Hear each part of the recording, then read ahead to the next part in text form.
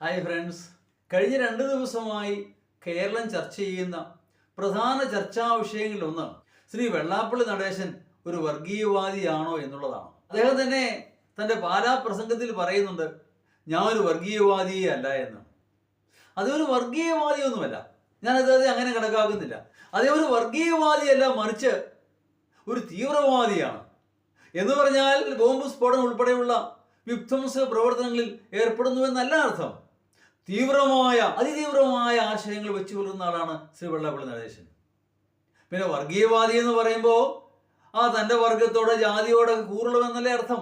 തൻ്റെ ജാതിക്ക് വേണ്ടി മറ്റുള്ളവരെ തള്ളിപ്പറയുന്നു, അവർക്ക് വേണ്ടി നിലകൊള്ളുന്നു എന്നാണ് ഞാൻ മനസ്സിലാക്കുന്നത്. അദ്ദേഹത്തിന് അങ്ങനെ ഏതെങ്കിലും ജാതിയോടോ പ്രത്യേകിച്ച് ശ്രീനാരായണീയരോട് പ്രത്യേക ഒരു താല്പര്യമൊന്നുമില്ല.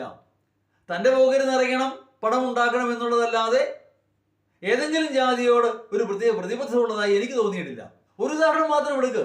SNDPയുടെ പേര് പറഞ്ഞ് അല്ലെങ്കിൽ ഈഴവ സമുദായത്തിന്റെ പേര് പറഞ്ഞാണ് അദ്ദേഹം ഈ പണമെല്ലാം സമ്പാദിക്കുന്നത്. SNDPയുടെ ഏതെങ്കിലും സ്കൂളിലോ കോളേജിലോ ഏതെങ്കിലും ശ്രീനാരായണീയർക്ക് സൗജന്യമായി ജോലി കൊടുത്തിട്ടുണ്ടോ? നാളിതുവരെയും ഇല്ല. പിന്നെ SNDPയുടെ പേര് പറയുന്നു എന്നുള്ളതല്ലാതെ ആ സമുദായത്തെ പറ്റി കാശാക്കുന്ന ആളാണ് ശ്രീ വെള്ളാപ്പള്ളി നടേശൻ. എന്തുകൊണ്ടാണ് അദ്ദേഹം ഇടതുപക്ഷത്തെ കണ്ണുമടച്ചങ്ങ് സപ്പോർട്ട് ചെയ്യുന്നത്? സംസ്ഥാന ഗവൺമെന്റ് മനസ്സ് വെച്ച അദ്ദേഹം പണ്ടേ അഴിക്കുള്ളില്ല. SNDPയുടെ പേര് പറഞ്ഞ് എത്രയോ കോടികളാണ് അദ്ദേഹം വെട്ടിച്ചിരിക്കുന്നത്. നമ്പർ 1 മൈക്രോ ഫിനാൻസ് കേസ് ഇപ്പോഴും ഉണ്ട്.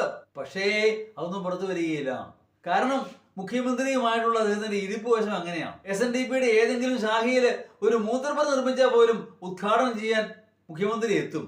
അവർ തമ്മിൽ ഇരിപ്പ് വശം അങ്ങനെയാണ്. പിന്നെ അദ്ദേഹം പറഞ്ഞു പാലാ പ്രസംഗത്തില് KM മാണിയുടെ കാലത്ത് പൊട്ടും പൊടിയും ഒക്കെ നൽകിയെന്ന്. എന്താണ് ആ പൊട്ടും പൊടിയും അദ്ദേഹം പറഞ്ഞില്ല. വേറെ ആരും ഒന്നും കൊടുത്തതുമില്ല.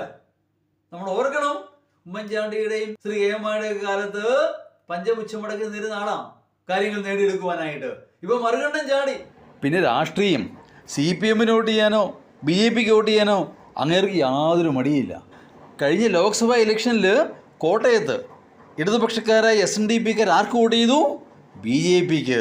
അതാണ് ശ്രീമാൻ നടേശൻ ചേട്ടൻ്റെ ഒരു കഴിവ് എന്ന് പറയുന്നത്. ഒരുപക്ഷെ നാളെ ഈ ഗവൺമെന്റ് മാറി മറ്റേ ഗവൺമെന്റ് വന്നാൽ ഒരു സംശയവുമില്ല, വെള്ളാപ്പള്ളി ഇങ്ങോട്ട് ചാടും. അല്ലാതെ നിലനിൽപ്പില്ല. പിന്നെ പിടിയ കേന്ദ്രത്തിലാണ് മകൻ മുഖാന്തിരം. അതുകൊണ്ട് തന്നെ അനധികൃത സ്വത്ത് സമ്പാദനം, ഇൻകം ടാക്സ്, ED ഇവരൊന്നും അങ്ങോട്ട് വരാം. അദ്ദേഹത്തിനവിടെ കരിമ്പൂച്ചയുടെ സംരക്ഷണം കേന്ദ്രത്തിന്റെ ചെലവിലാണ്. പിന്നെന്താ വേണ്ടത്? മകൻ കേന്ദ്രത്തിൽ, അപ്പനോട് സംസ്ഥാനത്ത്.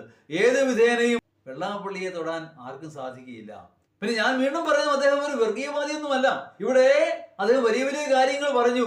പണ്ടൊരു പ്രകടനം നടത്തിയപ്പോൾ നമ്പൂരി മുതൽ നയാടി വരെ എന്തെല്ലാമാണ് പറഞ്ഞത്. ഓട വൃത്തിയാക്കുന്നതിൽ മരണപ്പെട്ടു പോയ ഒരു പാവം പയ്യന് നഷ്ടപരിഹാരം കൊടുത്തപ്പോൾ അദ്ദേഹം പറഞ്ഞു, ജനിക്കുന്നെങ്കിൽ മുസ്ലിമായിട്ട് ജനിക്കണം. അങ്ങനെ എന്തെല്ലാം പ്രസ്താവനകൾ. അദ്ദേഹത്തിന്റെ മലപ്പുറം പ്രസംഗം വളരെ വിശ്വവിഖ്യാതമാണ്. മുസ്ലിങ്ങൾക്കെതിരെ പറഞ്ഞത്.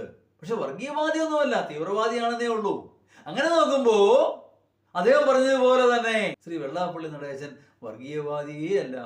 അദ്ദേഹത്തെ പോലെ പൊന്നു മനസ്സുള്ള മനുഷ്യൻ ഇതുവരെ ഉണ്ടായിട്ടില്ല, ഇനിയോട്ട് ഉണ്ടാകാനുമില്ല. ഞാൻ വീണ്ടും പറയുന്നു, അദ്ദേഹം വർഗീയവാദിയല്ല, വെറും തീവ്രവാദി മാത്രം. Thank you.